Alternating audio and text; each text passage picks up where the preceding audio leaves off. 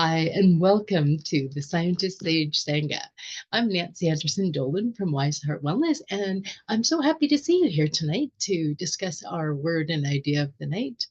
This is a weekly Sangha group of people that are discussing interesting things with interesting opinions. And it's offered freely. If you would like to make a donation, we appreciate that to scientistsage@gmail.com. So tonight, last week we talked about frustration. So I thought we should follow that up with patience.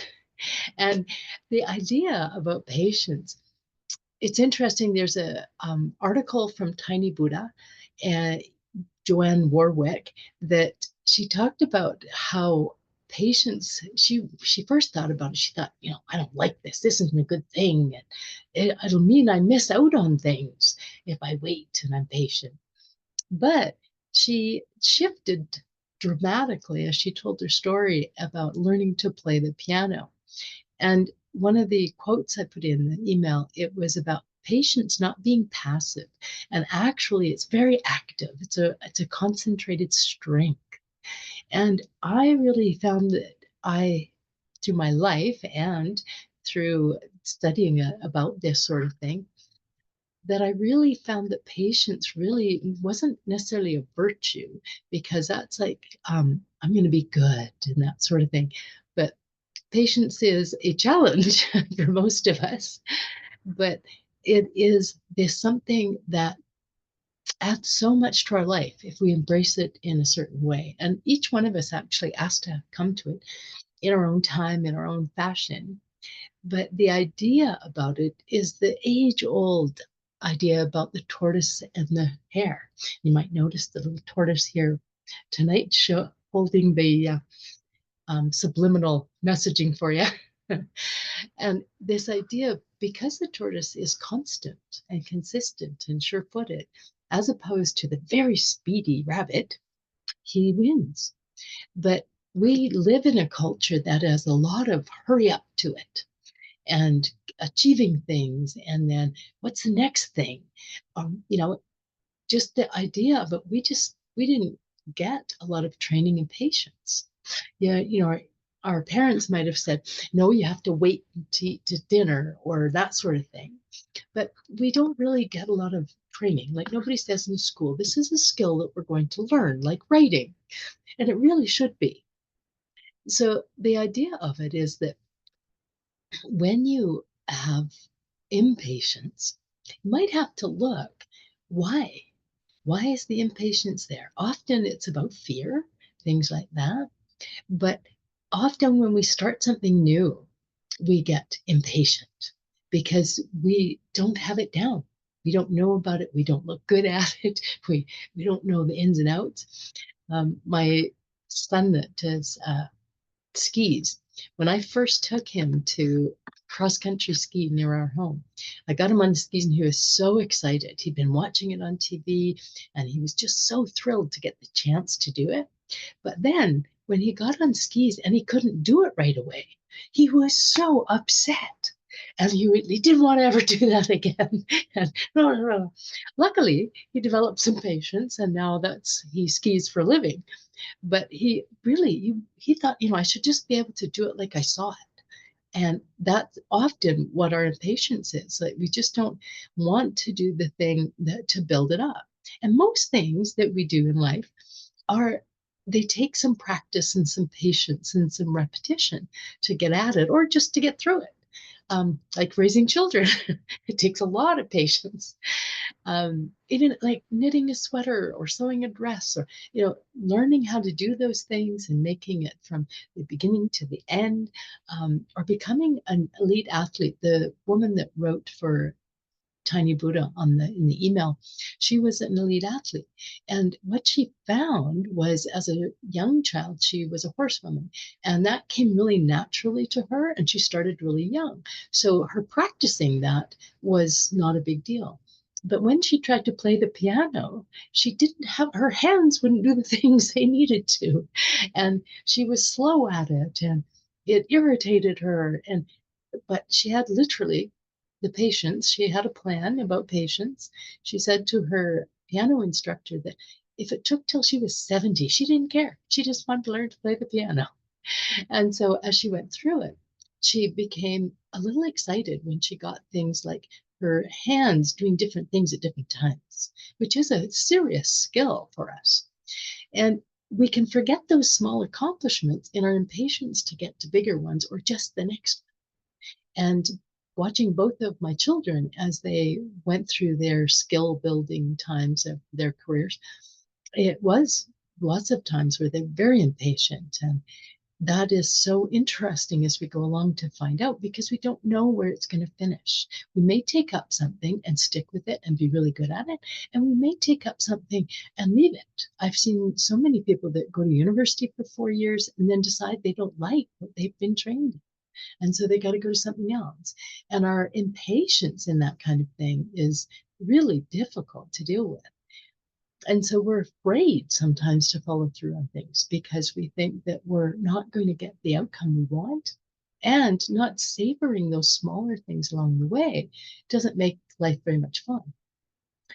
But impatience literally sucks the joy out of life because often impatience brings a lot of dark feelings and self-punishment and criticism, like my son just being, oh, I should be able to do this right away the first time within the first 10 minutes, And we can feel like that. And we can feel like that somehow it's inappropriate for us to be seen practicing something. We should only be seen when we're good at it. And we should get what we need when we need it. And in our opinion, right? But there's a quote in the email about patience is a remedy to most troubles. And I found that this few weeks when I was sick, I really wanted to get better faster, but it was just a matter of time.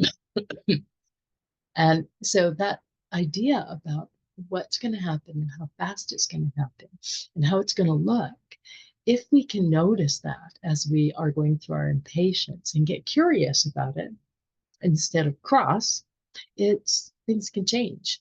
I work with a lot of people with a lot of dysregulation, and I'm working with a young adult that has that. And they called me on the phone when they're about to go into a big episode with this problem. And they switched me onto speakerphone while we worked through all the biological things they could do and the mental, emotional things they could do, and just the really practical things. And mom got to hear about this with me having curiosity because I would ask things like, can you get up and go and get a glass of water? And at one point, that wasn't possible. Okay, let's see what's next. And mom had been really impatient and trying to solve the problem that appeared to start the thing. And often the problem wasn't really a problem.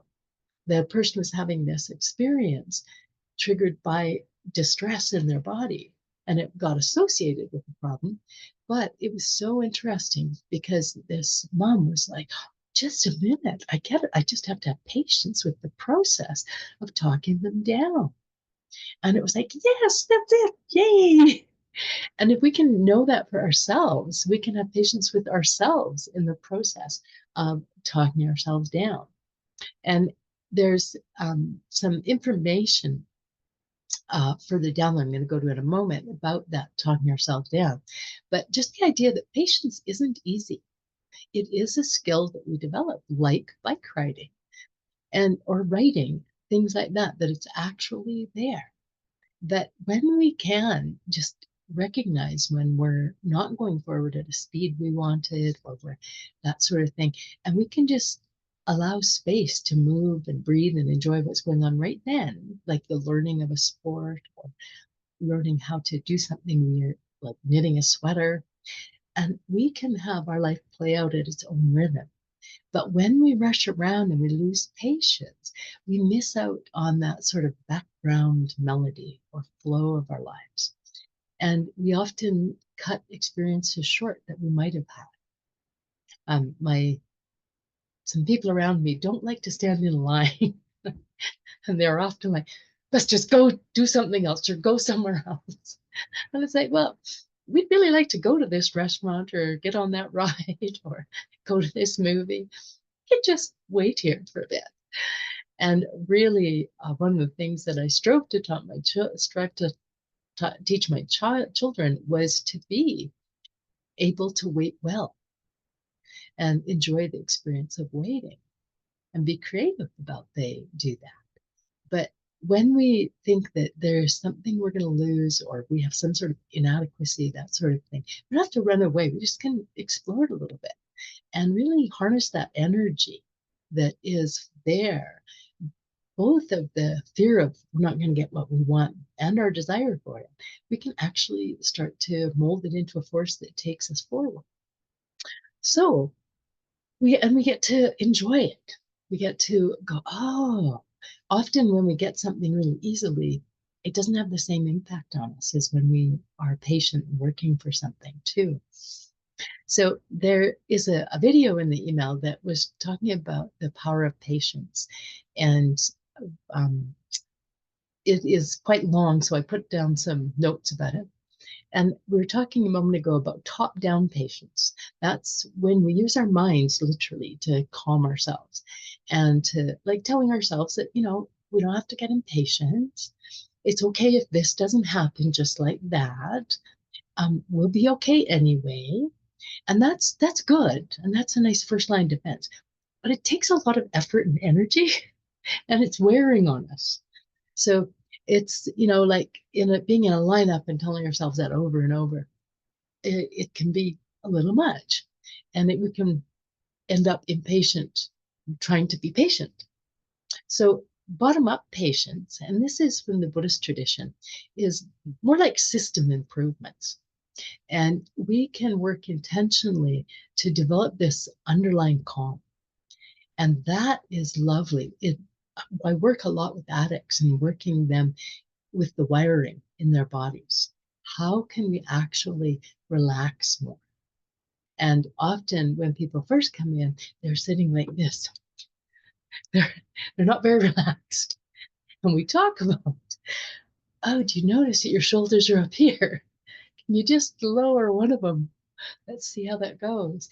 And we practice relaxation in the body and noticing where the body is relaxed and when it's not.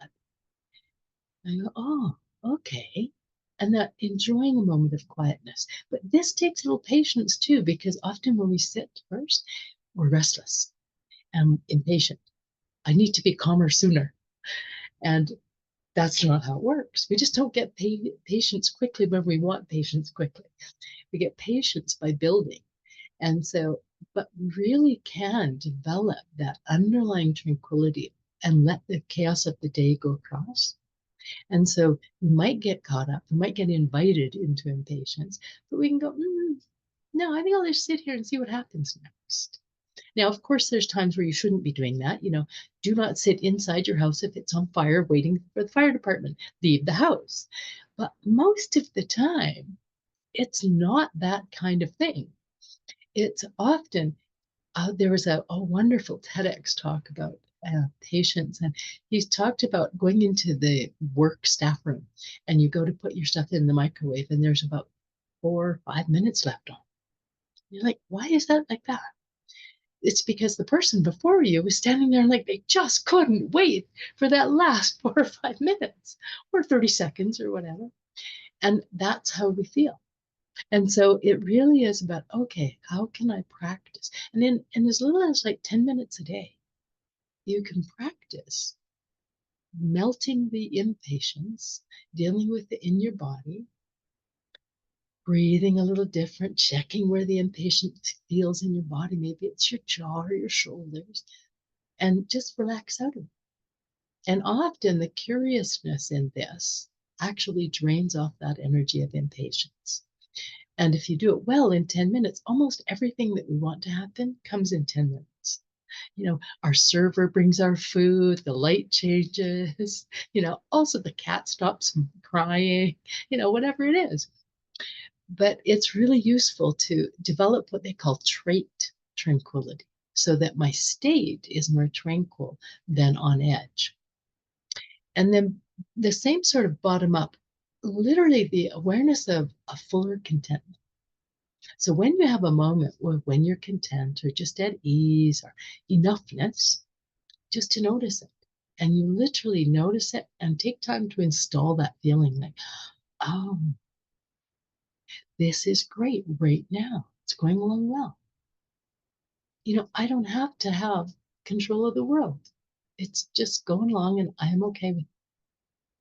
And that again builds a different base underneath all the chaos where we can then go to things like, just a minute, I worked on being calmer. I can relax into that. And so then we have that long drop. It's not so bulk right up at the minute there's something that bothers us. And now there's bottomless patience. And this is not something I have. I think I've seen it from afar a couple of times, but noticing and developing that sense of timelessness and impermanence, because we live with ourselves looking backwards most of the time. Like, this minute's going to be gone. I got to get more out of this minute. But this moment we notice that it's moving away, there's also the other side over here that, what's coming towards me? There's another moment. There's another. But we really think in the present moment as only having the loss, not the gain. And so this idea about thinking of the present moment as this full flowing moment, and it isn't the same. We are having time go by, but we're also having time come to us. So we're constantly losing things and gaining things. And if it's, something that is uncomfortable, it's great to remember impermanence. My little dog is throwing off a lot right now, but I know this won't go on forever. And so I can, okay, I got to come home and clean the carpets again today. But, we're doing the things to help the dog get better, and it won't last forever. And so I can relax into literally cleaning the carpet.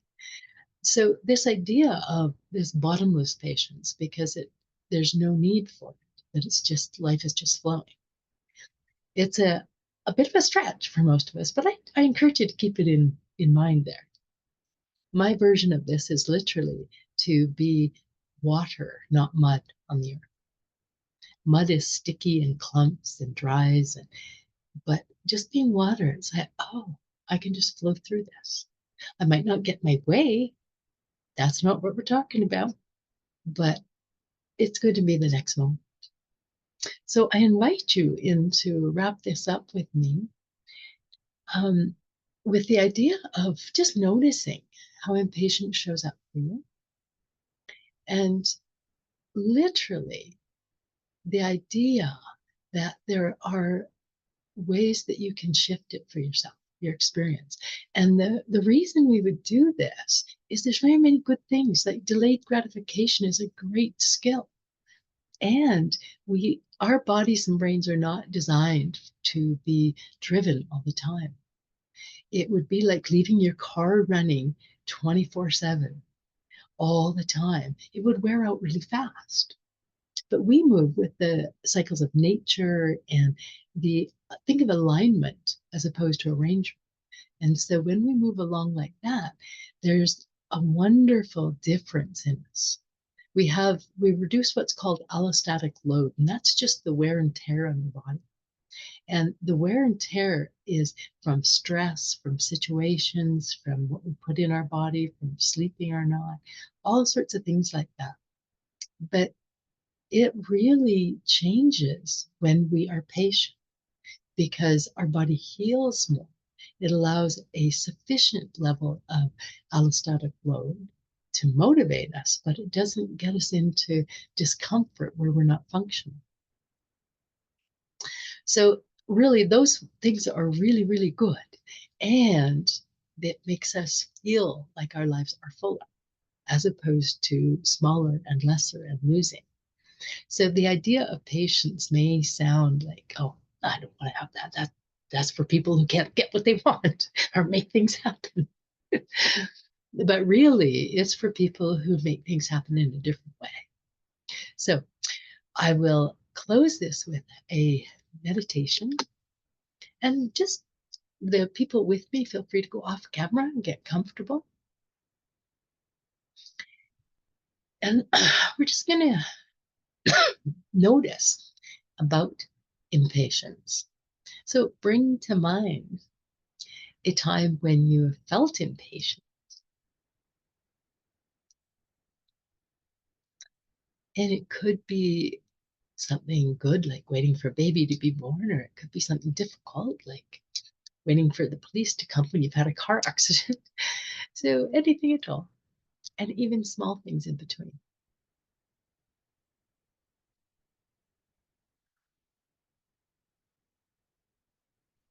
And just notice, even when you think about it that way, what happens in your body and where that happens. Does your jaw get tight? Your shoulders get up? Do you feel angry?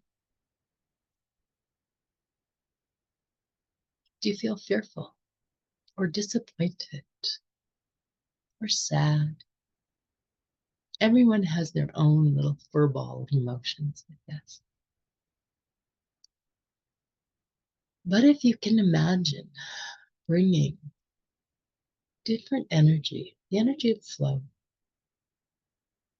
allowing impatience to disintegrate, and bringing that spaciousness of patience in, where your body can relax,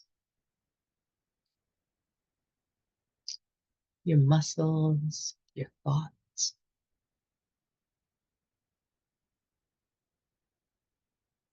I often encourage people to picture impatience thoughts being on the floor and just sweep them away because we don't really need them. Just kind of trash on the floor. And breathe a little slower and deeper. No need to rush the air into your body and out. It really likes a little bit slower pace.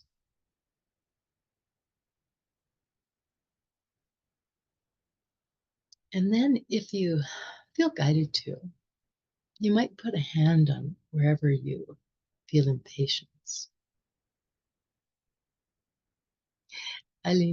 Tend to lean forward with my neck when I'm getting impatient, like a horse trying to win a race.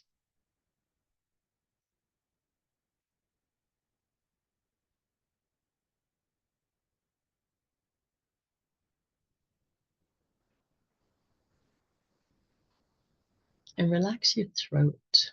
Often people's voices get high and fast when they're impatient.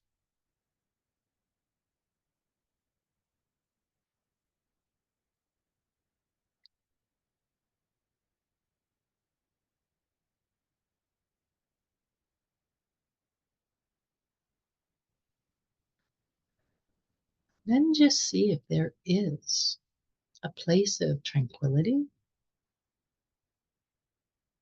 or quietness within you, and where that might be. Whether it's in your brain, heart, or just in your body somewhere.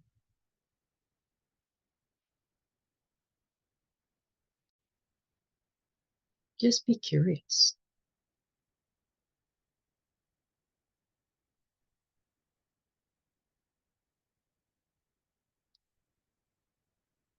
And if you feel that, let it just expand into every part of your body. Down your arms, down your legs.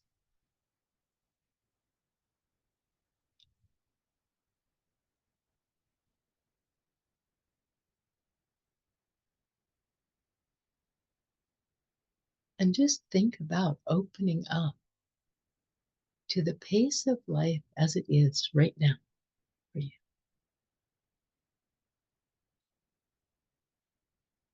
And see if you feel ahead of it or behind it,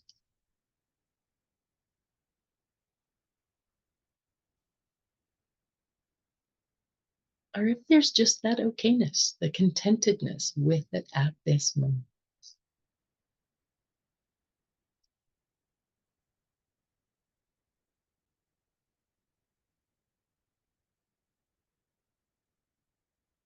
And for those of you that don't feel that deep sense of trait tranquility just yet, don't worry, we're going to end this in a moment.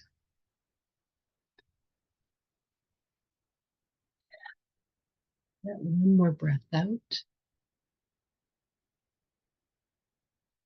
And just thank your body for showing you how you experience impatience.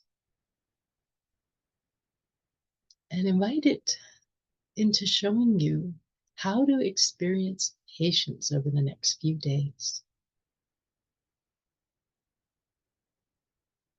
Asking your brain to point it out when you're having a nice patience moment.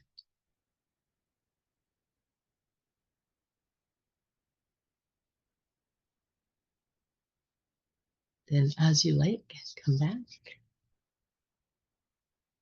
And I'll say goodbye to the people watching this video later.